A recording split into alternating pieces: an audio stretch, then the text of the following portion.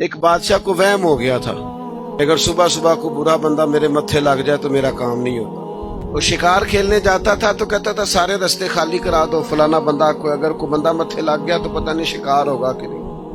وہ شکار کھیلنے نکلا، ساری سڑکیں خالی کرا دی۔ ایک بندہ تھا بیچارہ جنگل سے لکڑیاں کاٹ کے لا رہا تھا، اپنے بچوں کے لیے چولہا جلانا تھا گھر میں۔ اسے پتہ نہیں تھا بادشاہ آ رہا ہے۔ وہ چڑھ گیا سڑک پہ، قابو آ گیا فوج۔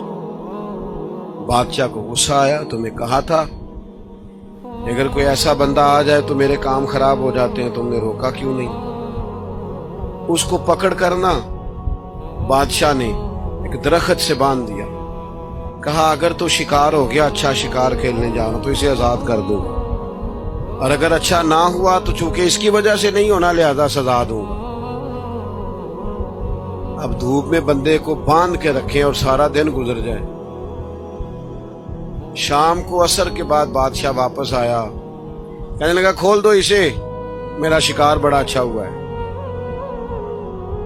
ورنہ میرے کو متھے لگ جائے تو میرے کام سارے خراب ہو جاتے ہیں، دن صحیح نہیں گزرتا۔ اب وہ صبح سے بیچارہ بندہ ہوا تھا، تنگ آمد بجنگ آمد۔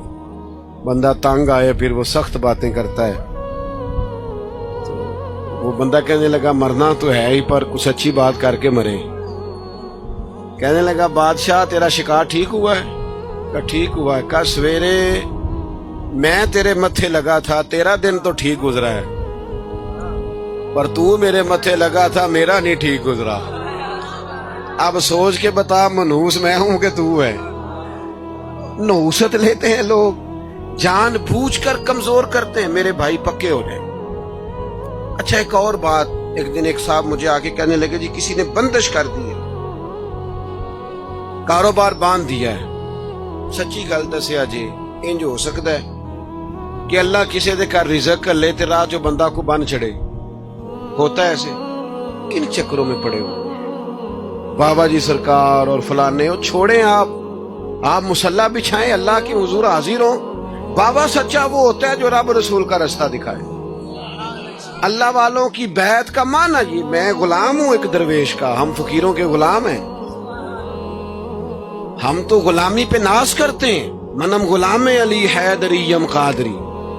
لیکن میرے عزیز آپ وہ سیکھیں جو ہمارے بزرگوں نے ہمیں سکھایا۔ الذین آمنوا، پکا نظریہ، پکا، ہاں محنت کرنی ہے، گھر سے نکلنا ہے، بیٹھے نہیں رہنا، جدوجہد کرنی ہے۔ ہمارے بہت سارے لوگ کام نہیں کرتے، نوجوان کام نہیں کرتے۔ نوجوانوں ایک پیشہ برا یار وہ نہ اختیار کرنا، ایک پیشہ برا وہ ہے کسی کے آگے ہاتھ پھیلانا، مانگنا۔ باقی جو صفائی کر کے جھاڑو دے کے رزق کمائے بڑا اچھا آدمی، جو سویرے اٹھ کے منڈی جائے ریڑھی لگائے وہ بڑا باعزت آدمی۔ ایک پیشہ برا وہ ہاتھ پھیلانا، ہاتھ نہیں پھیلانا کسی کے آگے، کسی دنیا دار سیٹھ نواب کے آگے نہیں جانا، کسی تگڑے رشتہ دار سے امید نہیں لگانی، امیدیں اللہ سے لگائیں۔ کمزور نہ بنے، طاقتور بنے۔ ہم ادھر ادھر امیدیں لگاتے ہیں، کمزوریاں دکھاتے ہیں، اپنے آپ کو بھی کمزور کرتے ہیں، اپنے بچوں کو بھی کمزور کرتے ہیں۔ طاقتور رہیں۔